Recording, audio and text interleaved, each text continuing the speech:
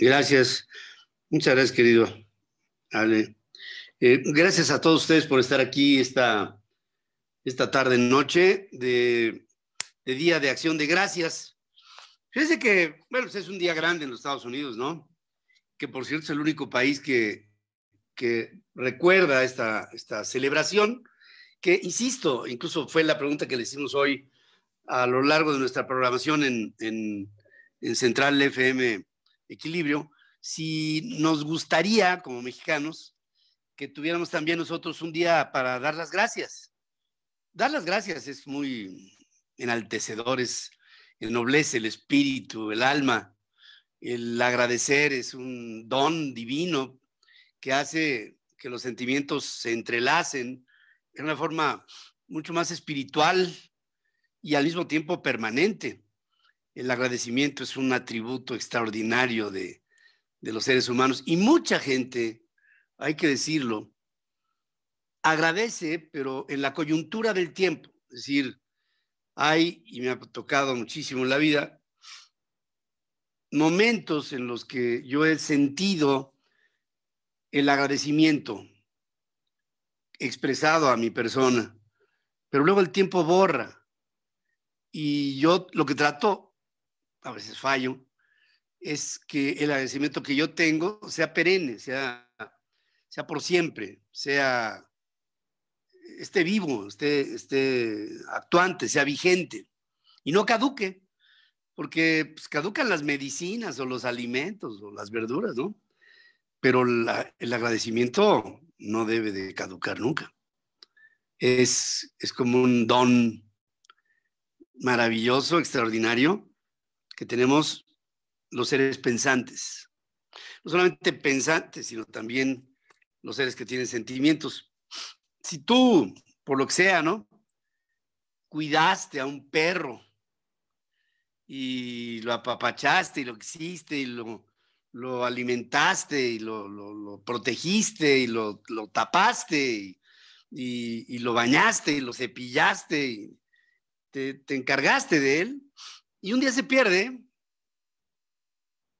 bueno, sentirás un lamento profundo porque se te fue un ser querido, pero el perro también lo sentirá. Y si por azares de la vida te lo vuelves a encontrar, ese perro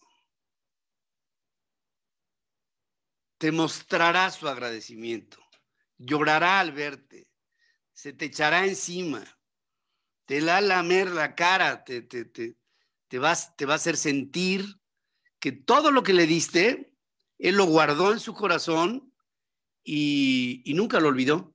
Tan es así que nada más te olió y se aventó y se avalanchó y se fue a verte porque sintió ese agradecimiento que es tan ennoblecedor y que es tan presente y tan vigente en los seres inteligentes y en los seres sensibles.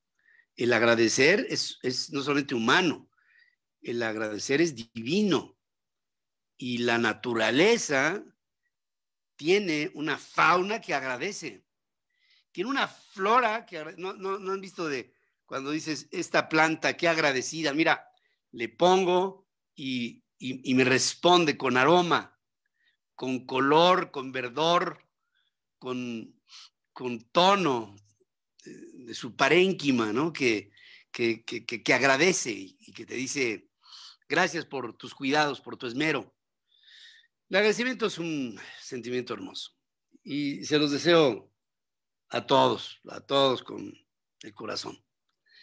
Hoy, pues hay algunas reacciones a las acciones que como propuesta está haciendo el presidente electo Joe Biden y que el gobierno saliente se desfigura en tratar de evitar.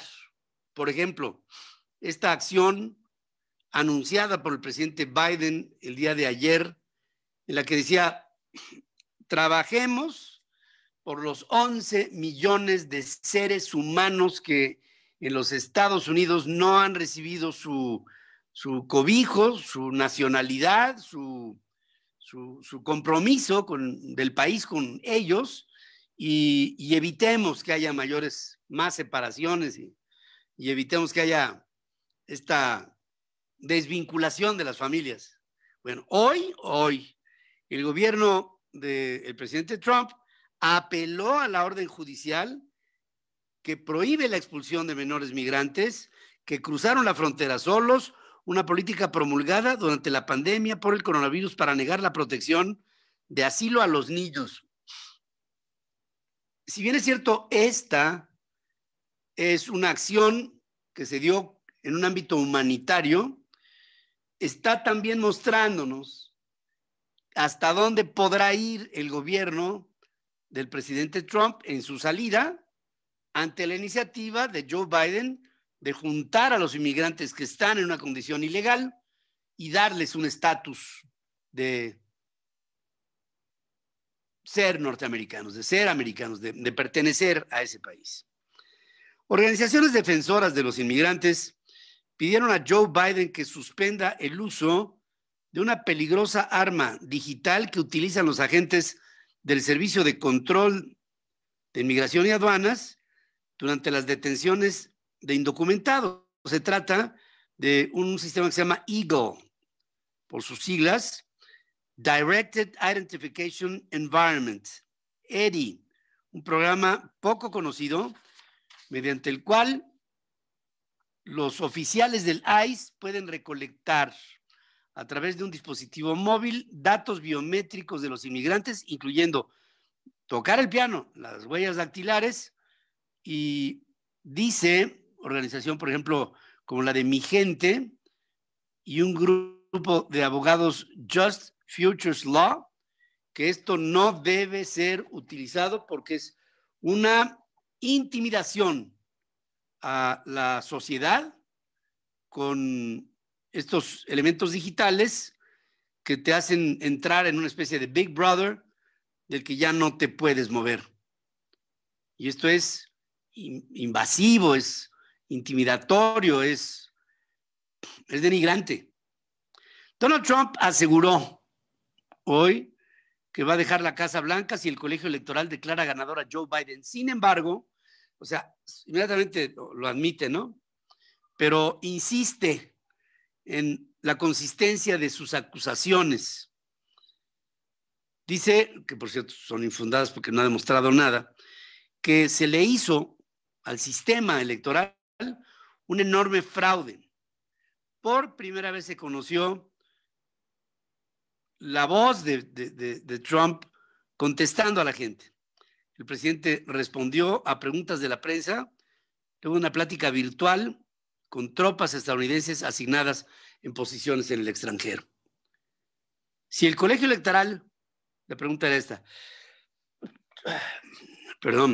si el colegio electoral elige al presidente electo Joe Biden, ¿no dejará usted este edificio? Le dicen en la oficina de prensa de la Casa Blanca.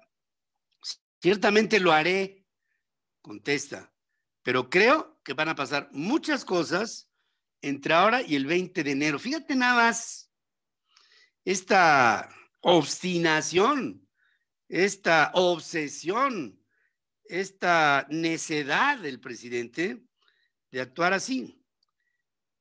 Se ha encontrado un fraude masivo y de aquí al 20 de enero pasará mucho. Fíjense nada más. Ahora, ¿qué puede hacer este hombre de aquí al 20 de enero?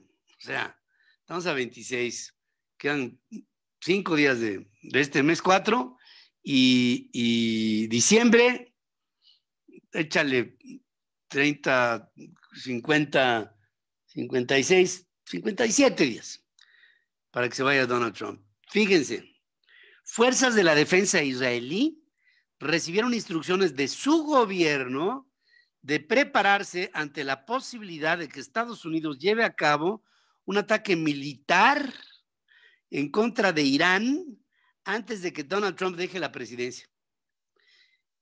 Esto lo informa Axios, que es un portal de noticias, con base en testimonios de altos funcionarios israelíes que piden el anonimato y alertaron sobre un periodo muy delicado antes de que la investidura de Joe Biden sea un hecho el próximo 20 de enero. O sea, lo llegué a platicar con ustedes y con Adriana Braniff. En alguna ocasión también lo hice con mi hijo Pedro. Y hablamos de esto, hablamos del tema. Y me pareció que el presidente de los Estados Unidos, en su derrota, podría tratar de aquí hasta que se vaya en dar la nota internacional que hiciera. A ver, échate una transición del poder en medio de una guerra. Yo sé que es un escenario extremo, pero estamos hablando de un hombre extremo en escenarios, como lo es el presidente Donald Trump. El presidente Trump, con tal de hacerla, como dice vulgatis conocetia, como diría el wiri wiri, con tal de hacerla de jamón, el hombre se echa esa y se echa la que quieran, ¿eh? Se echa lo que sea. Y si las fuerzas, imagínate, estamos hablando de las fuerzas de Israel, que son unas fuerzas que se mueven a través de el Mossad y que tienen información privilegiada y que llevan a cabo acciones de espionaje y que, o sea, ellos, la fortaleza del ejército de Israel es su información, aparte de sus armas, es su información. Decir esto y sostener que están en alerta ante la eventualidad de que antes de que se vaya el presidente Donald Trump, Israel y su gobierno se preparen para un posible ataque militar de los Estados Unidos ante Irán, se me hace una cosa bien gruesa, pero gruesa, durísima, porque es capaz de todo. Y yo les he dicho a ustedes que desde el punto de vista económico, como análisis, yo siento que hay muchas condiciones económicas que pudieran ser el augurio de una confrontación bélica. Sé que estamos en el siglo XXI, no sé, pero esta posibilidad no está fuera de la óptica, ¿eh? Yo pienso que una de esas sale el tiro por ahí. Pienso.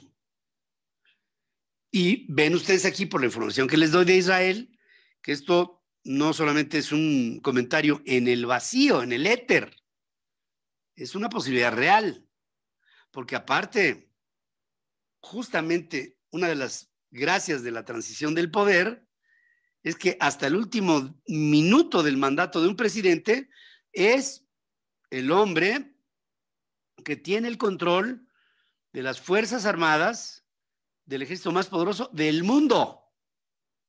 No es que ahorita ya Biden ya sea medio no. El presidente Trump lo será hasta el momento del oath, del juramento que se le tomará al presidente entrante, Biden. Hasta entonces,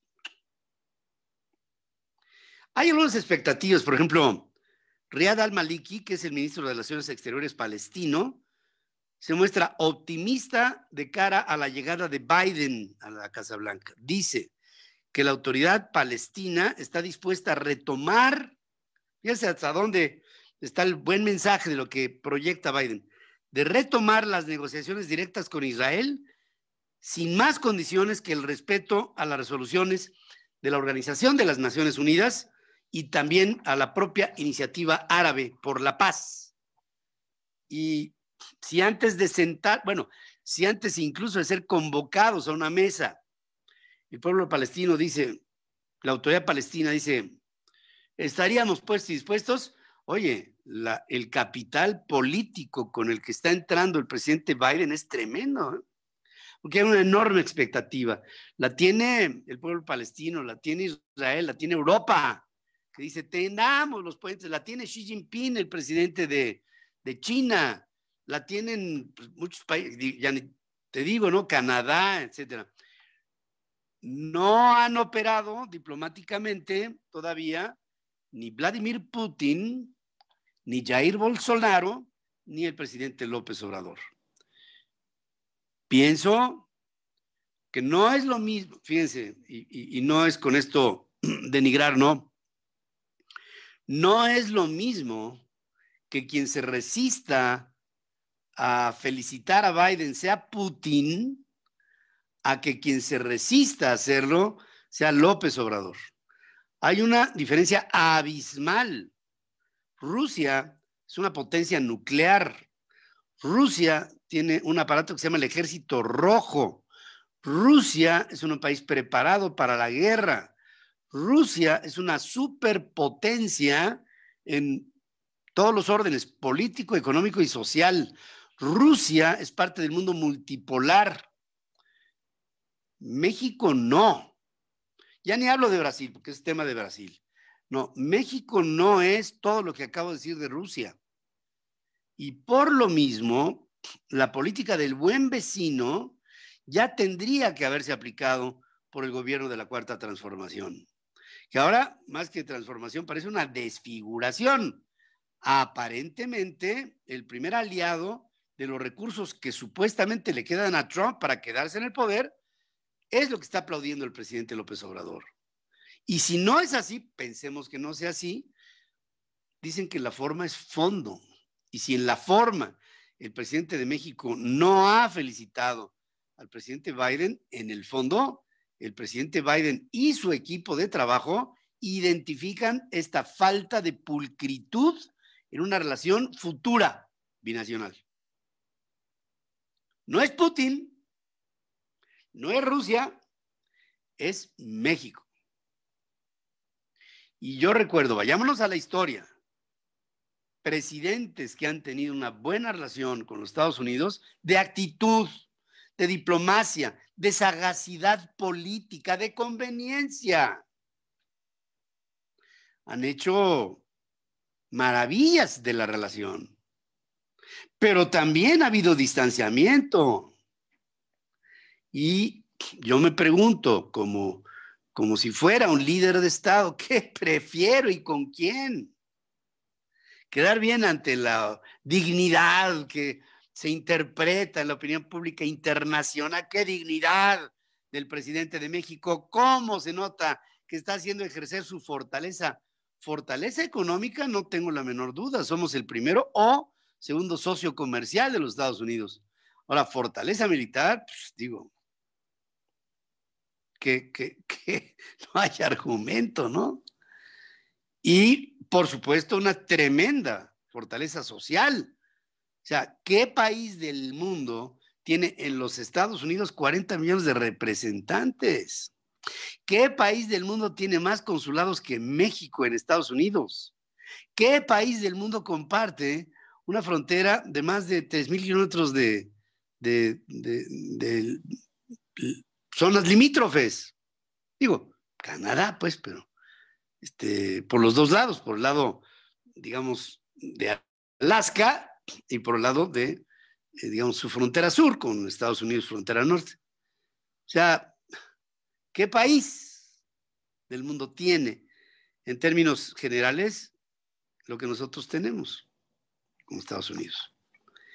Yo creo, bueno, otras cosas que les digo, que si la vacuna, que si el COVID, que si AstraZeneca, que si el Sputnik 5, que si mezclamos los esfuerzos para hacer, por ejemplo, hay una propuesta para que, fíjate, los desarrolladores de lo que es la ciencia, ¿no? Los desarrolladores de la vacuna Sputnik 5 contra el COVID propusieron que AstraZeneca y Oxford intenten combinar su fórmula experimental con la rusa para aumentar la eficacia de la vacuna. Rusia afirmó que su vacuna Sputnik es 92% eficaz, según resultados de ensayos provisionales. AstraZeneca aseguró que la suya está al 70% de eficacia en ensayos fundamentales y podría alcanzar hasta el 90% en su capacidad inmunizante. Pues órale, se podría juntar, pues la ciencia junta lo que la política separa. Y a mí se me hace una extraordinaria y feliz idea que se haga. Entre más, diría Cantinflas, pues mejor. Entre menos, pues peor.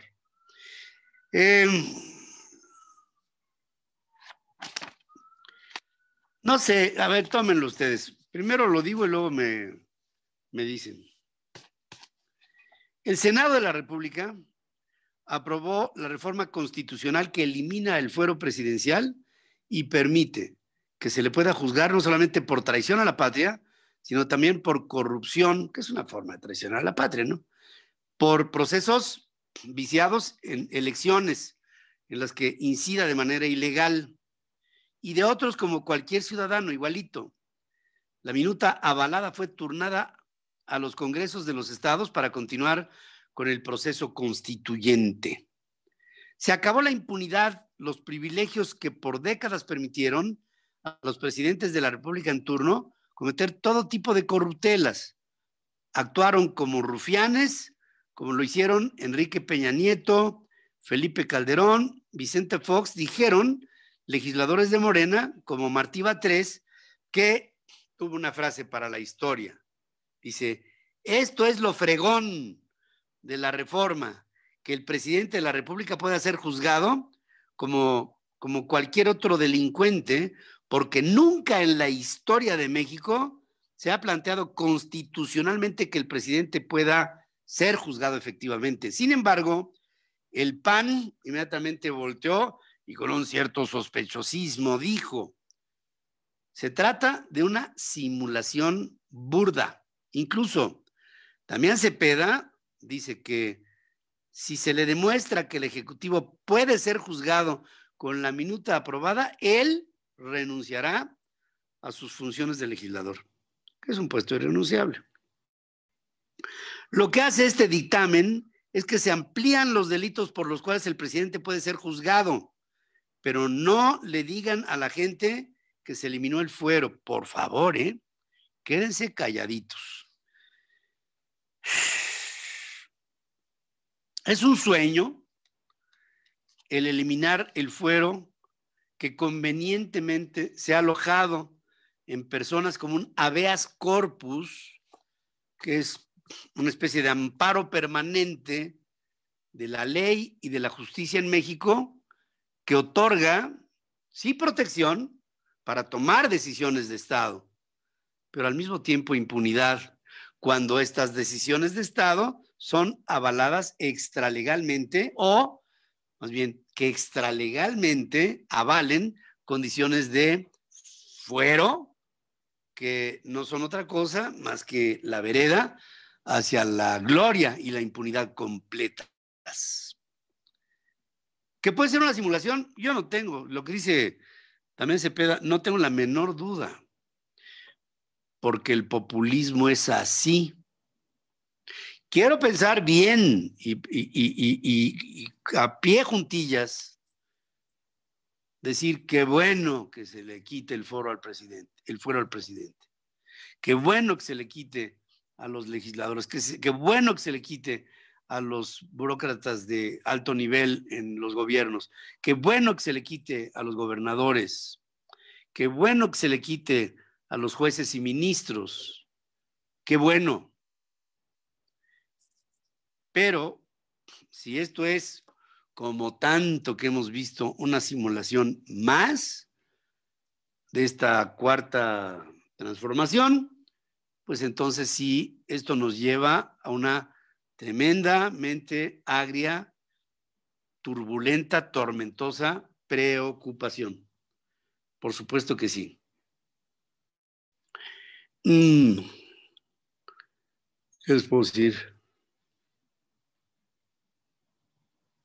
Me pidió una señora muy respetable de Frena, me dijo, Pedro, estas últimas posturas que has tenido, un tanto a un lado de Frena, han hecho la especulación de que has dejado el movimiento. Entonces, me gustaría, me decía, que abiertamente ante el público dijeras cuál es tu postura. Entonces yo ofrecí que le haría al público, a mis queridos compatriotas, una una aclaración, una aclaración de qué es lo que pienso y qué es lo que voy a hacer. Bueno, yo no dejo a Frena, porque es un movimiento que ha logrado levantar el alma de muchos ciudadanos. Y pienso en su objetivo. ¿Cuál es el derrotero? La meta, ¿en dónde está? ¿En qué consiste? ¿Para qué se trabaja? En un movimiento que pudiera ser considerado como disidente. Yo corregiría la plana de aquellos que nos dijeran que Frena es un movimiento disidente. Frena es un movimiento que apela a la conciencia, al valor patriótico, al principio cívico de la participación de los ciudadanos en la democracia.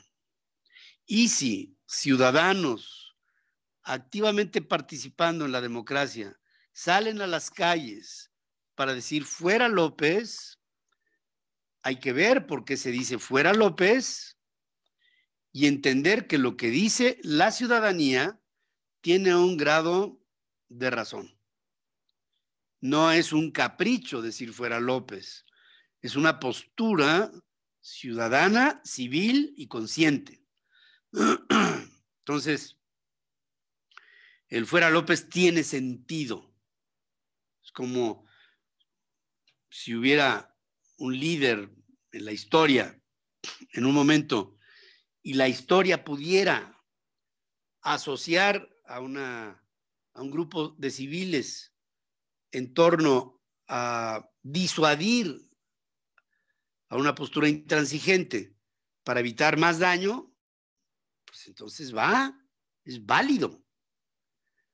Yo creo que Frena es un movimiento consciente. Ahora, ¿es el único?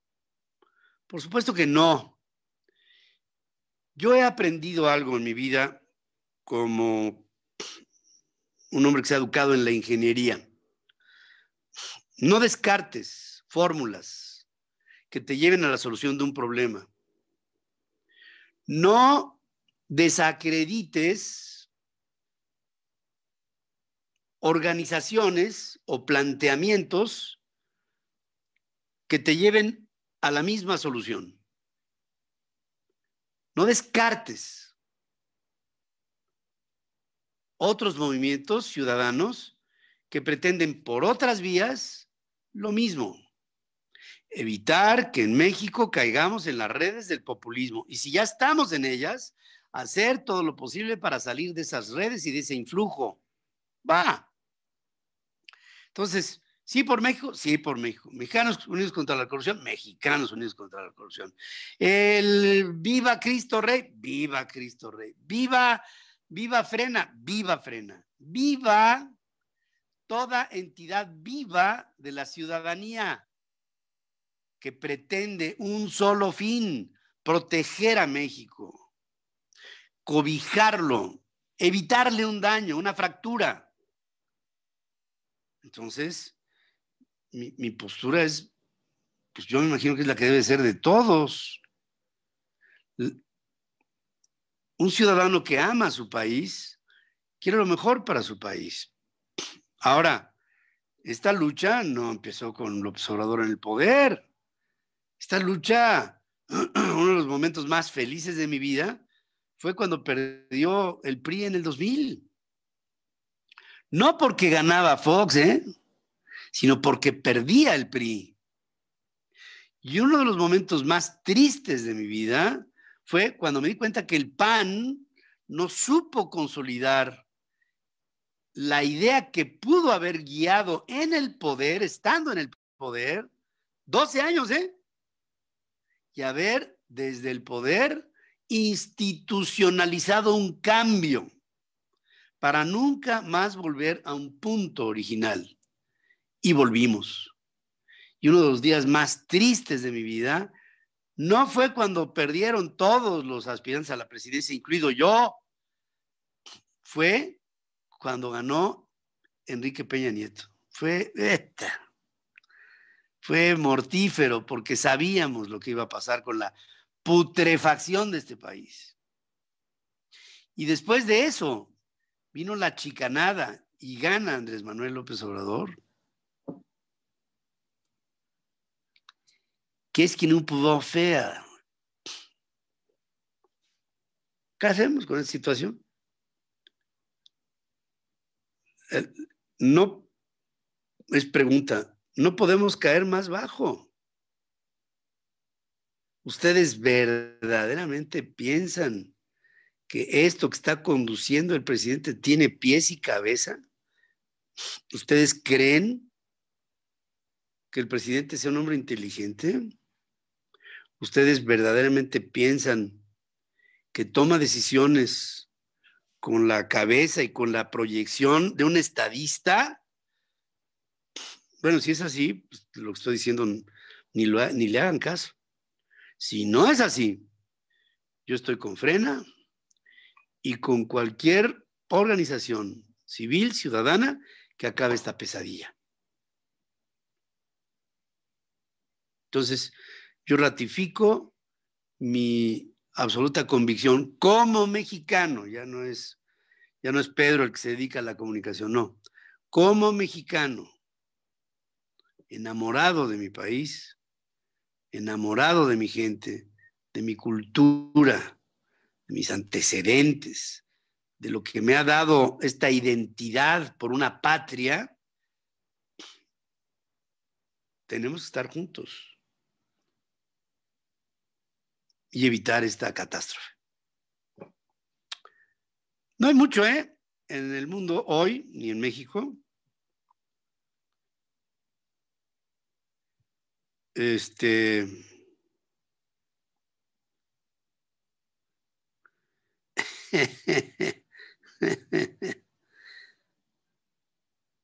Dice, jaja, usted es el que sufre de demencia. Bueno,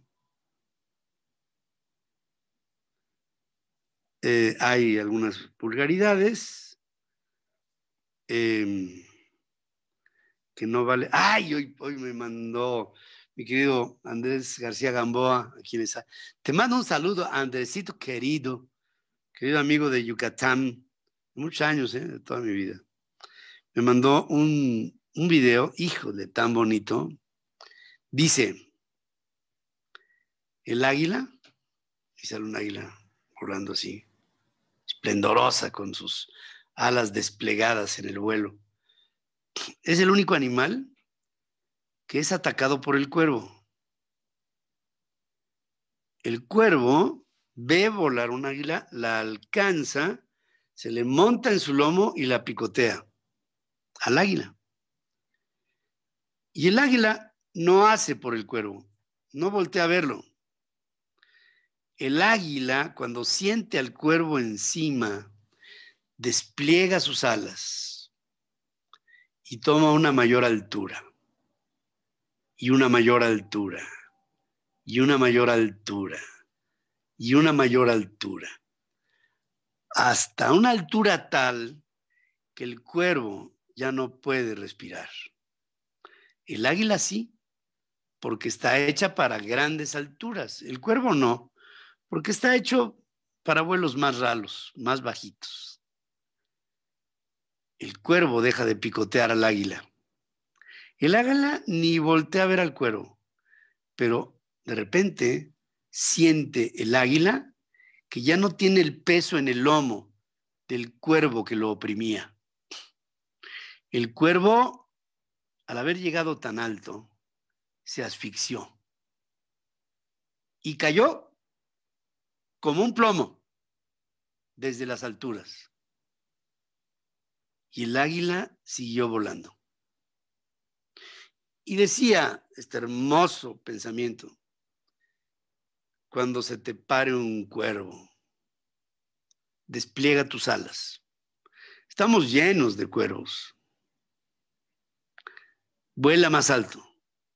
No hagas caso del cuervo. Sigue volando. Cada vez más alto. No voltees a ver al cuervo. Eventualmente, el cuervo caerá. Porque cayó en el engaño. pensó que ya te había hecho su víctima.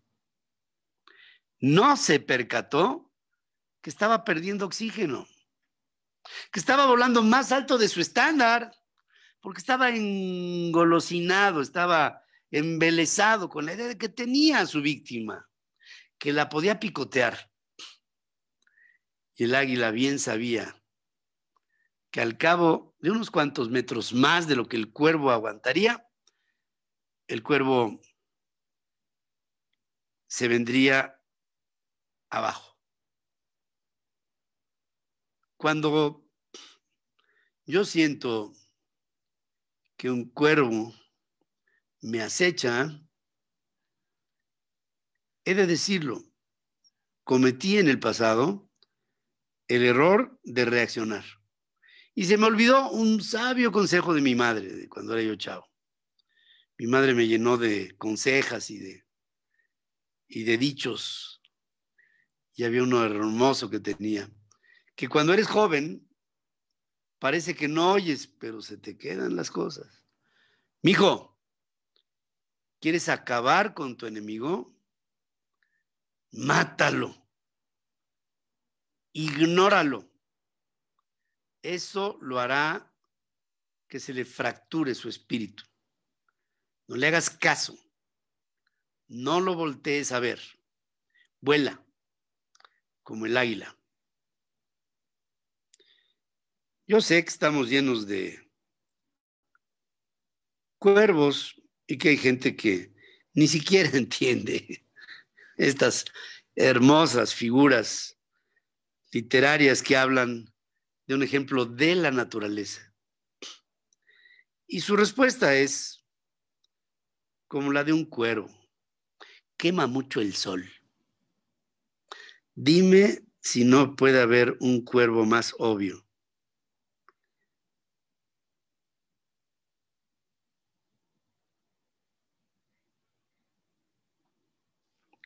Gracias, José Guadalupe Hernández Delgado, por ponerlo aquí en la conversación.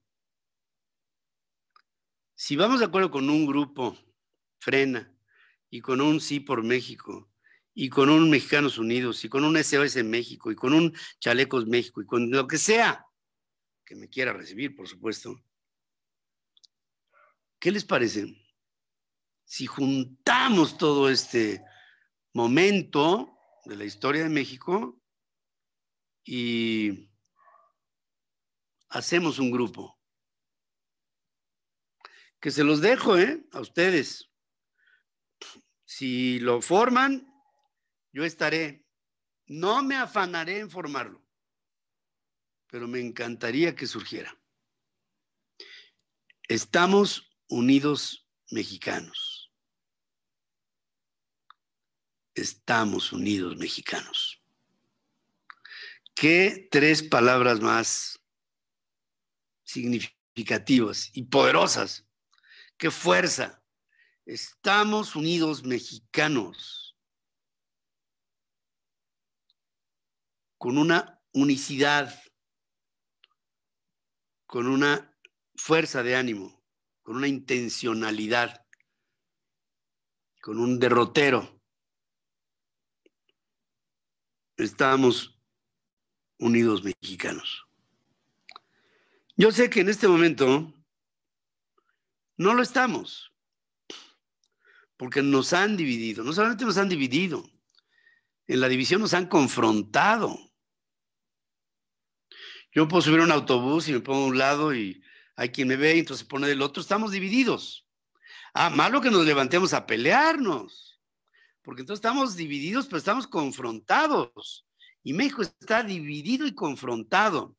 Y para hacer una labor de conciliación, primero tenemos que hacer un acto de contrición en nuestro espíritu, en nuestra intimidad, para ver cuánto estamos dispuestos a aguantar hasta que todas las fuerzas que confluyen hacia un centro se orienten hacia un mismo fin, con una misma fuerza y dirección.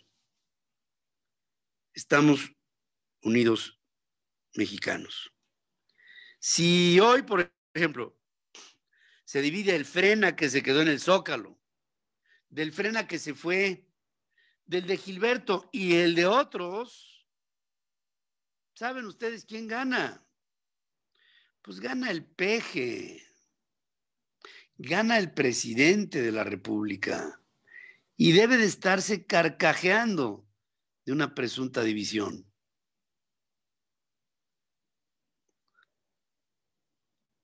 Es muy sencillo. Yo estaría con Estados Unidos mexicanos, pero no lo voy a formar. Porque esa es una obligación de los ciudadanos conscientes.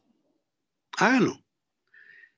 Junten a las fuerzas, hablen con los líderes.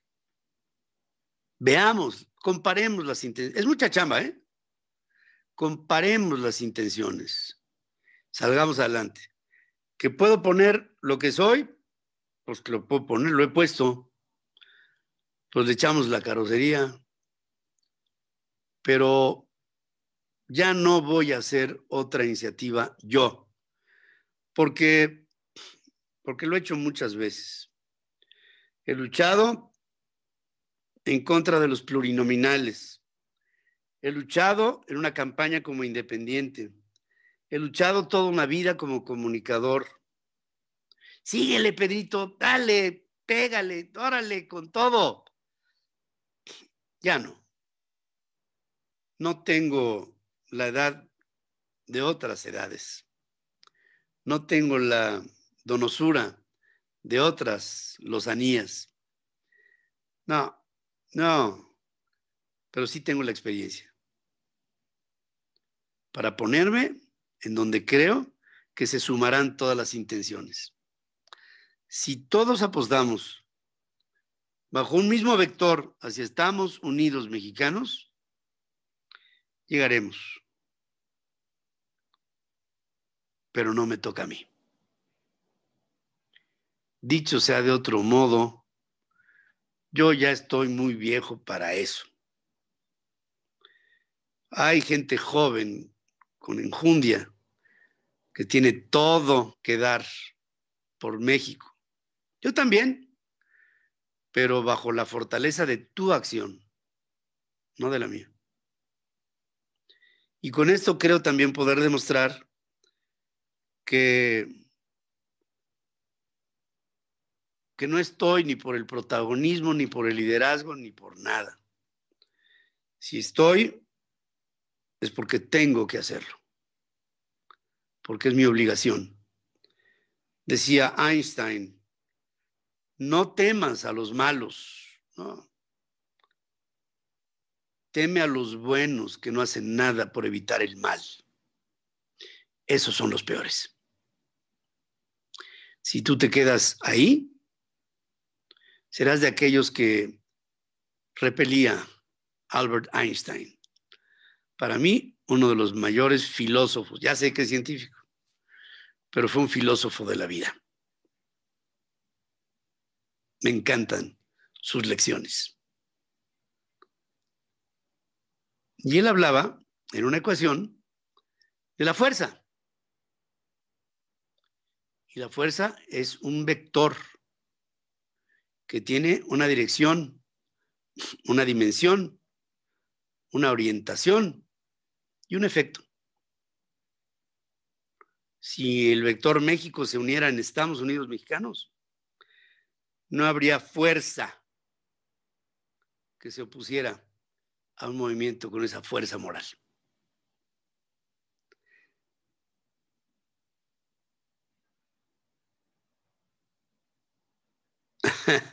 Me gusta más el miedo del abuelo de Facundo Cabral, que decía, le tengo miedo a los pendejos, porque aparte votan.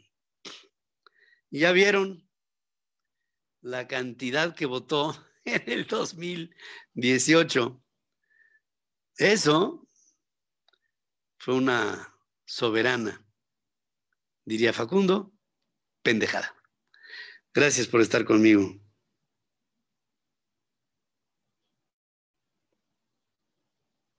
Gracias y buenas noches. Ya no, vámonos, Ale.